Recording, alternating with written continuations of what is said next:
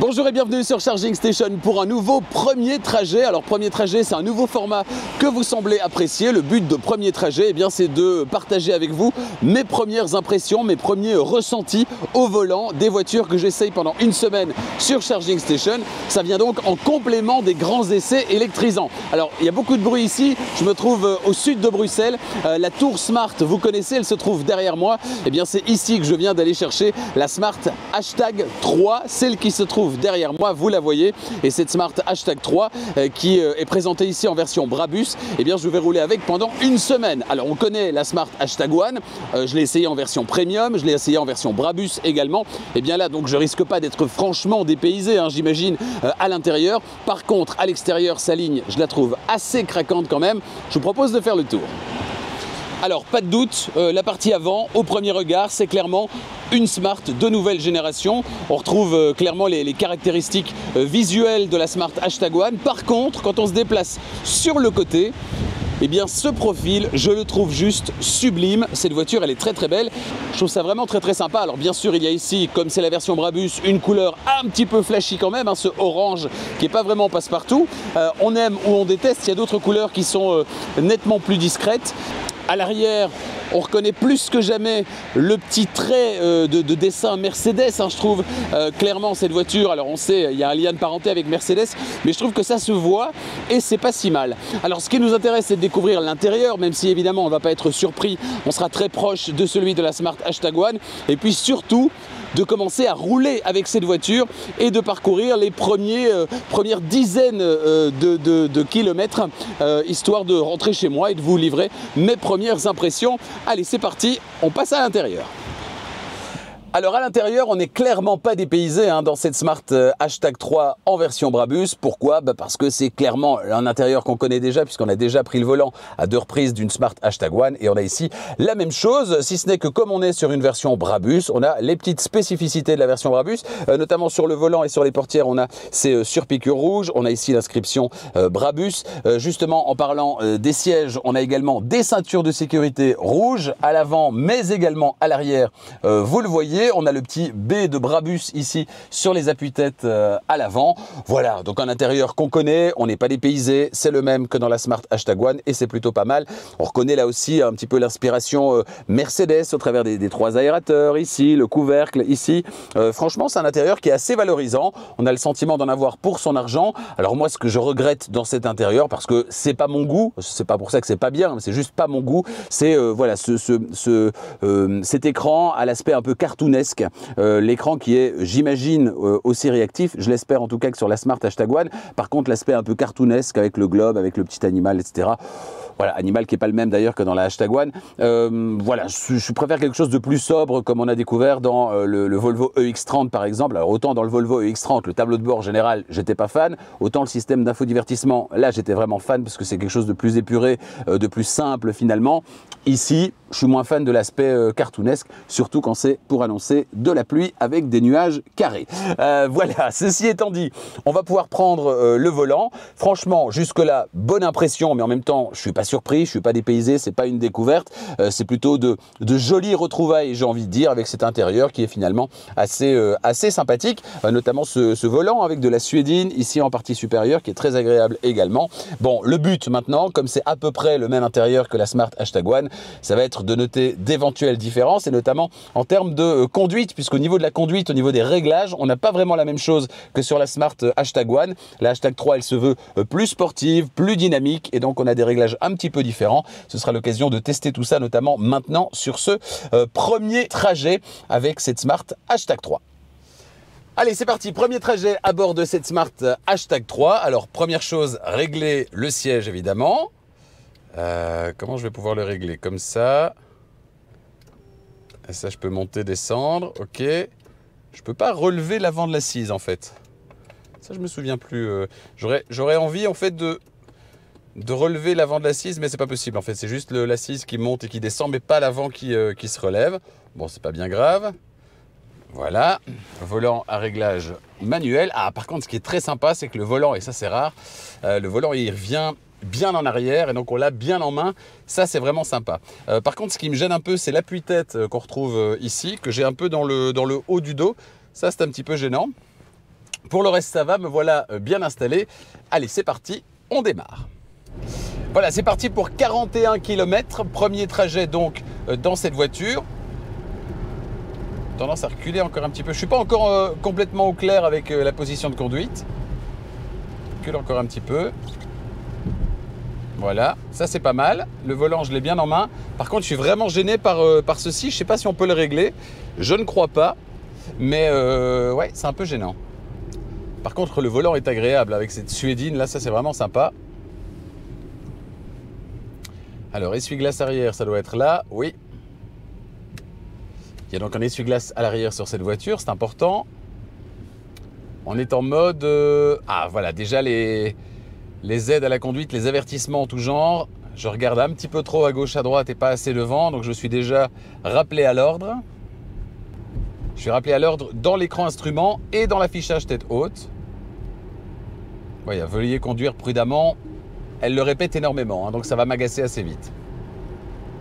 Pour le reste, ouais, les accélérations sont là. Plus de 400 chevaux hein, sur cette version Brabus. C'est en fait la même base technique que le Volvo EX30, donc la version EX30 Performance. Avec ses 420 et quelques chevaux, bah, c'est exactement la même chose sur cette version Brabus, si ce n'est que évidemment on a une base technique qui est la même, mais chacune des marques va un petit peu adapter le véhicule à ses propres spécificités, à son ADN. Donc on n'a pas tout à fait les mêmes véhicules non plus, même si la base technique est globalement la même. On a cette réponse qui est vraiment immédiate à l'accélérateur et qui est très chouette évidemment. Moi qui viens de quitter ma Polestar 2 et c'est aussi 400 chevaux, je retrouve ce même, voilà, qui est très chouette. Après, on l'a déjà essayé, hein, la Smart #1 en version 2 roues motrices, 272 chevaux, c'est largement suffisant. Il n'y a absolument pas besoin des 420 et quelques chevaux, 28 ou 29, qu'on a dans cette version Brabus, sauf si vous voulez évidemment la version Super Sport. Hein. Mais je l'ai déjà dit par rapport à la Polestar 2, moi j'ai choisi la dual moteur de 400 et quelques chevaux. A posteriori, si je devais refaire le choix maintenant, je prendrais la version 2 roues motrices, équipée là aussi de 272 chevaux, 2 roues motrices propulsion. C'est très chouette à conduire, c'est largement suffisamment puissant et ça consomme moins et on va plus loin sur une seule charge. Donc c'est clairement ce que je prendrais et à mon avis sur la #3. Si on m'avait laissé le choix, donc là j'ai reçu celle-ci, elle est très bien, mais si j'avais pu choisir, j'aurais choisi sans doute la version qui sera la plus vendue, c'est-à-dire la version intermédiaire premium, qui a tout l'équipement, qui est très belle, qui va le plus loin sur une seule charge. Selon moi, c'est le bon choix. Je m'y fais pas, hein, l'appui-tête là, donc si vous êtes grand et que vous regardez du côté de la version Brabus, faites quand même un essai, parce que l'appui-tête ici, il est vraiment gênant dans le cou. J'en reparlerai dans le grand essai. Là pour l'instant je viens de démarrer, hein. J'ai fait quelques kilomètres, 4 pour être précis, 4 kilomètres et j'ai pour l'instant ça ne veut vraiment rien dire, une moyenne de 20 kWh au 100, ce qui est finalement assez peu finalement. Parce qu'en général quand on démarre, le véhicule il est en train de charger, il était froid, quand on démarre on a une surconsommation parce que la voiture doit se réchauffer, etc. Ici ça a l'air d'être assez mesuré et tant mieux. Alors là, ça va être 20 km ou 30 km d'autoroute, 30 km d'autoroute, et puis 10 km de national, de milieu urbain, etc. pour traverser un village. Donc on aura une première bonne moyenne, quand j'arriverai chez moi au bout de la quarantaine de kilomètres, on aura une première bonne moyenne, une bonne estimation en tout cas d'une première consommation, une idée de consommation. Là, on a l'alerte active de franchissement de ligne qui vient de me ramener sur le centre de la voie de circulation. J'étais tout proche de la ligne. Je n'ai pas trouvé qu'elle l'avait fait violemment, donc ça c'est plutôt positif.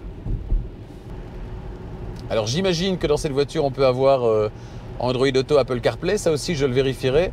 Et en ce qui me concerne, ça me permettra d'afficher Apple CarPlay et de ne plus voir cet écran que définitivement je n'aime pas. Mais c'est une histoire de goût. Je sais que certains apprécient, hein, notamment le fait qu'il y ait un petit personnage, un petit animal. Je sais qu'il y en a qui adorent. C'est une petite présence sympa. Moi, je ne suis pas fan. On a un rappel de l'avertisseur d'angle mort dans l'affichage tête haute. C'est pas mal. Donc, il y a la vitesse au centre, en grand. Il y a la vitesse maximale autorisée en haut à gauche. Et puis alors en bas à gauche ou en bas à droite, on a un clignotement, une barre orange qui clignote selon qu'on a quelqu'un dans l'angle mort à gauche ou à droite. C'est vraiment pas mal. Il y a quelqu'un qui arrive à gauche notamment, je ne l'ai pas encore, mais je l'ai dans le rétroviseur. Je l'ai toujours dans le rétroviseur. Là, je l'ai encore dans le rétroviseur et je l'ai aussi dans l'affichage tête haute. C'est plutôt chouette. Alors là, on a une consommation qui augmente évidemment. On vient de passer les 110 km/h. Petit à petit, on va accélérer. Je fais une moyenne de 22,8 maintenant. La visibilité à l'arrière est plutôt pas mal hein, pour un coupé. Ah là, je viens de mordre sur la ligne médiane et j'ai pas été rappelé à l'ordre. C'est bizarre. Alors, si je dois modifier les réglages de climatisation pendant que je conduis, comment ça se passe? Alors, il y a un bandeau ici en partie inférieure. J'imagine que j'appuie sur Climate, voilà. Et j'ai effectivement voilà, la température ici. Ah oui, j'ai alors un petit menu. Alors, quand j'appuie dessus, la température n'importe où. Un curseur que je peux balader pour avoir la température exacte. Et ça, c'est bien parce que ça évite de devoir de taper plusieurs fois, parfois à côté. Ça, c'est plutôt bien, voilà. On arrive directement dessus, c'est plutôt sympa. On peut bien sûr synchroniser le chauffage gauche-droite, c'est bien aussi. Là, il est sur automatique. Notre petit guépard a l'air content. Qualité de l'air également. Voilà. On peut revenir, j'imagine, avec le B de Brabus sur le menu principal. C'est du classique. Directement accessible au-dessus, on a la caméra 360, la partie audio, la navigation. C'est du classique. Alors, on a les aides à la conduite. On ne voit pas très bien ce qui est indiqué sur les touches du volant. Quand il y a un petit peu de reflet comme ça, c'est pas très évident. Je pense que c'est celle-là. Non, c'est pas celle-là. Je pense que c'est celle-là. Alors, j'ai le Smart Pilot Assistant, donc la conduite assistée qui est indisponible. La voiture me dit caméra avant bloquée. Alors, il pleut fort, mais sur certaines voitures, ça reste disponible. Ici, ce n'est pas le cas et c'est un petit peu dommage. On va réessayer. Ah, là, elle veut bien. Voilà, Smart Pilot Assistant activé. Là, elle me maintient au centre de la voie de circulation. On est sur 120 km/h qui est la vitesse légale ici. Donc voilà, à vérifier justement, mais en cas de forte pluie, il pleut vraiment très très fort. Peut-être un petit souci avec l'activation de la conduite assistée. Une fois que c'est activé, franchement, elle se maintient super bien au centre de la voie de circulation. Pas de souci de ce côté-là. J'imagine qu'elle va me rappeler à l'ordre, mais je voudrais voir comment elle se débrouille dans la grande courbe que je vais amorcer maintenant. Elle se maintient parfaitement au centre de la voie et elle n'hésite pas du tout, il n'y a pas de zigzag. Elle maîtrise bien la trajectoire, on sent que c'est du solide. Enfin, voilà, il y a une belle maîtrise, on sent que la voiture maîtrise parfaitement. Et pourtant, je vous le disais, il pleut. Alors, elle me demande de retoucher le volant, voilà. La conduite assistée a l'air de fonctionner vraiment bien. On va augmenter la vitesse. Alors là, ça ralentit, elle ralentit. Maintient la distance par rapport au véhicule qui précède. J'imagine qu'on peut régler la distance comme ça. C'est quand même assez intuitif, hein. J'ai trouvé tout de suite tout ce que je voulais, notamment la distance par rapport au véhicule qui précède. Hop, petite pression sur gauche-droite. L'activation de la conduite assistée, pression sur le bouton central. Si ce n'est qu'on ne voit pas vraiment ce qui est indiqué, et ça c'est un peu gênant. Voilà, comme ça je le vois, mais c'est pas très évident. Mais une fois qu'on le sait, voilà, on cherche au début, mais une fois qu'on le sait, c'est bon. Et définitivement, cet appuie-tête me casse les pieds, vraiment. Est-ce qu'au bout d'une semaine, je l'aurais oublié? Est-ce que je m'y serais fait? C'est ça le truc en fait, c'est que les premières impressions, c'est maintenant, ça me casse les pieds. Mais est-ce qu'au bout d'une semaine, finalement, j'aurais trouvé une position qui va faire que je me rendrai vraiment pas compte? La réponse dans le grand essai électrisant de cette voiture. Donc version Brabus, il y a des versions d'entrée de gamme, Pro, Pro Plus. La Pro, ce sera d'office avec une petite batterie. Pro Plus avec la grosse batterie. Version Premium, c'est la version milieu de gamme. C'est a priori la version qui sera la plus vendue. Avec une belle autonomie, avec un bel équipement. Et sur cette version d'ailleurs des jantes relativement pleines, histoire de maximiser l'autonomie. Évidemment, c'est la tendance actuelle, c'est les jantes pleines. Alors je viens de passer sous une route Et alors c'est là qu'on voit effectivement tous les éclairages. Il y a énormément d'éclairage intérieur dans cette voiture. Il y en a dans les haut-parleurs du système Beats, il y en a sur les portières ici, il y en a sur tout le tableau de bord, il y en a dans les aérateurs, il y en a sur le côté ici, il y en a vraiment, il y en a même dans la décoration centrale au milieu du tableau de bord, il y en a vraiment partout. Alors le bleu, c'est pas ma couleur préférée, moi je préfère le blanc en général, mais j'aurai l'occasion de régler tout ça durant cette semaine. Bon, c'est compliqué d'aller vite sur cette autoroute, parce que les conditions climatiques sont vraiment difficiles. Voilà, j'ai donné un petit coup de frein pour permettre à la personne devant de se rabattre. Et donc ça a désactivé le pilotage automatique. Alors justement, avec quelqu'un devant qui projette pas mal d'eau, est-ce qu'il va bien vouloir se remettre en marche? Oui. Donc c'était vraiment un coup de pas de bol tout à l'heure. Parce que là, pas de problème, il se réenclenche et il conserve la distance par rapport à la voiture devant. Au niveau de la sensation de conduite, on sent que cette version Brabus en particulier, elle a un toucher de route un peu rugueux, quoi. On sent qu'on est sur des pneus relativement fins. On sent bien la route, sans exagérer évidemment, hein, mais on a des sensations plus directes au niveau de la direction, du ressenti en termes de toucher de route. Alors là, voilà, ça c'est un peu gênant. Elle vient de désactiver l'autopilote, probablement qu'il est indisponible pour une raison que j'ignore, toujours en raison de la pluie j'imagine, mais il y a juste un double bip et puis elle le désactive. Ça c'est un petit peu gênant. Ah voilà, là Smart Pilot indisponible, alors je comprends pas pourquoi, parce que j'avais nettement plus de projection il y a 2 minutes, là j'en ai beaucoup moins et il est indisponible, caméra avant bloquée. Je réessaye, ah et là ça fonctionne, alors je comprends plus rien, parce qu'il n'y avait personne devant moi il y a 2 secondes, elle n'a pas voulu le prendre. Là, il y a clairement une camionnette qui projette beaucoup d'eau et là, elle veut bien le prendre. C'est un petit peu spécial. On est en mode confort ici, dans les driving modes directement accessibles, ça c'est bien. On passe en mode sport. Alors si on passe en mode sport, on a une couleur qui est différente. On a du orange ici, elle vient de nouveau de désactiver le pilotage automatique. En tout cas, la conduite assistée, hein. N'allons pas trop vite. Donc mode sport ici. Bon, ça accélère encore plus, évidemment. Et si je passe en mode Brabus, là, la couleur, elle vire au rouge. Et évidemment, là, ça accélère vraiment très fort. Et vu les conditions météo, il faut vraiment faire gaffe. Même si toutes les aides à la conduite sont là. Mais voilà, ça... Là, vous effleurez l'accélérateur et la réponse, elle est immédiate. Là, on va sortir de l'autoroute. Je lève le pied, ça ralentit. Plus que sur le Volvo EX30 d'ailleurs, hein, et son système One Pedal très très décevant.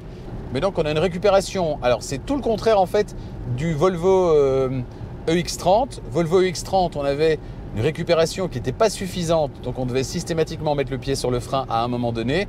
Ici, là par exemple, il y a un feu, il y a des travaux, je lève le pied, ouais, et je ne vais avoir vraiment aucun mal à me retrouver derrière la file de voitures, simplement en soulageant, et je suis en mode confort, simplement en soulageant l'accélérateur, voilà. La moyenne, 22,4. 22,4. On a fait quelques accélérations quand même. On verra sur une semaine ce que ça donne. Avec le petit historique de consommation, la distribution de l'énergie. Ça c'est intéressant toujours, histoire de se rendre compte de où va l'électricité. La consommation de la voiture, c'est 94,1%. Le climatiseur a consommé 3%. L'éclairage, système audio, l'éclairage 0. Système audio 0, il est éteint. Et autres, 2,7%. Donc j'imagine les systèmes internes de la voiture, etc. Et le freinage régénératif est bien sûr fort. Donc il y a standard et fort. Je vais le mettre sur standard. Là, je soulève. Clairement, ça freine quand même, mais un peu moins fort. Mais donc c'est plutôt pas mal. Donc ça veut dire que c'est possible sur une plateforme Geely.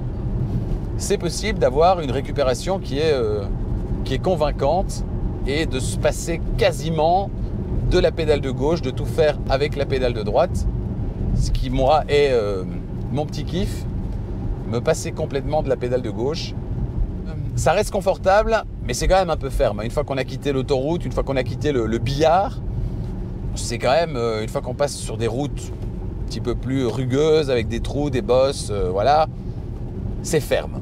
C'est pas désagréable, c'est pas inconfortable, mais c'est ferme. Mais cela dit, si vous choisissez une version Brabus, a priori, c'est pas pour vous retrouver dans le confort d'une Rolls-Royce. Donc voilà, il faut savoir ce qu'on veut. Si vous voulez une Brabus, la Brabus, elle est estampillée voiture sportive. Bah, clairement, vous aurez une voiture sportive avec des sensations de voiture sportive. Et on ne peut pas faire une vraie voiture sportive si on ne raffermit pas un petit peu les réglages. Elle est quand même silencieuse. Je suis assez bluffé parce qu'on a des portières sans encadrement. Et pour une voiture avec portière sans encadrement, elle reste assez silencieuse. Je me souviens du trajet dans la NIO ET5 Touring, également sans encadrement, où j'avais des petits bruits d'air là. Ici, pas du tout. Et globalement, la finition, franchement, elle est très très bien. Les sièges, alors je critique ici les appuis-têtes, mais les sièges, ils sont très très beaux. Ils sont très beaux avec des espèces de petits boutons comme ça. C'est vraiment sympa. Et il n'y a pas à dire, on sent quand même qu'il y a du Mercedes derrière et quelque part, ça rassure. Ah, du coup, ça me donne envie de l'essayer en version premium, plus confortable, plus prévenante, moins de puissance, mais c'est pas grave. Franchement, cette voiture en version premium, 272 chevaux, belle autonomie, dans les 400 et quelques, hein, si je me souviens bien. Intérieur sympa, il y a juste que, bam, j'affiche Apple CarPlay à la place du petit animal, de la terre qui tourne, etc. Et franchement, on est pas mal. Hein. J'ai rien trouvé à ce stade de rédhibitoire. Les alertes conducteurs, bon alors il y en a peut-être eu beaucoup tout à l'heure parce que justement je suis en train de vous parler et donc je suis forcément, j'ai pas le regard sur la route, mais il y en a eu un peu beaucoup et on peut les désactiver facilement. Bon voilà, très bien. Si on veut une conduite un petit peu plus dynamique, du coup le ressenti de direction standard me semble du coup un peu faiblard. J'ai plus envie d'être en ferme en fait. Ouais, c'est mieux en ferme. Elle a envie de jouer cette voiture, je peux vous le dire. Dans les virages, avec la météo qu'on a aujourd'hui, on appuie un petit coup et on se rend compte qu'elle est davantage typée propulsion. C'est une 4 roues motrices, mais davantage typée propulsion. Et je peux vous dire qu'à la moindre accélération, même en mode de conduite confort, l'arrière n'a qu'une envie, c'est passer devant. Voilà, l'heure est au bilan. Premier trajet d'une 40aine de kilomètres avec cette Smart #3. Premier bilan qui est relativement positif, je dirais même qui est très positif. En termes de confort, j'ai trouvé ma position de conduite idéale relativement facilement. Juste un petit souci avec l'appui-tête, mais n'hésitez pas à aller faire un petit check en concession pour voir si ça vous convient. Et pas uniquement en concession à l'arrêt, faites un vrai essai avec la voiture pour voir si ça vous convient. Moi, c'est limite, ça me gêne un petit peu. Donc ça, c'est en termes d'ergonomie. Pour le reste, tout tombe bien sous la main.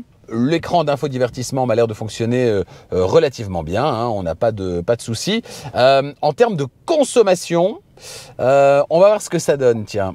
En termes de consommation, on est sur une consommation moyenne de 21,3 kWh au 100, ce qui reste totalement acceptable pour une 4 roues motrices que j'ai poussé un petit peu dans ces retranchements.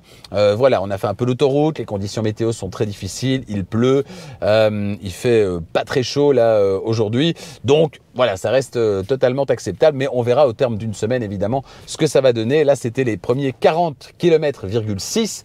On verra au terme de la semaine ce que ça donnera. Voilà pour cette première découverte de cette Smart #3, mon premier trajet, mes premiers 40 km au volant de cette voiture. Il y en aura beaucoup d'autres hein, cette semaine, puisque je vais rouler une semaine avec cette voiture et vous proposer là aussi un grand essai. N'hésitez pas à commenter cette vidéo premier trajet, n'hésitez pas à la partager également. Et puis si ce n'est pas déjà fait, abonnez-vous à Charging Station et activez la clochette des notifications pour être prévenu dès qu'une nouvelle vidéo électrisante est disponible. Et il y en aura énormément durant les prochaines semaines. Les sorties se multiplient et des voitures pas forcément hors de prix, des voitures de plus en plus accessibles. Et ça, c'est très très bien parce que c'est un des reproches qu'on fait à la voiture électrique, c'est d'être pas vraiment accessible. Eh bien, croyez-moi, ça va changer et ce sera le cas également sur Charging Station avec plein d'essais à venir. Merci de votre fidélité et à bientôt.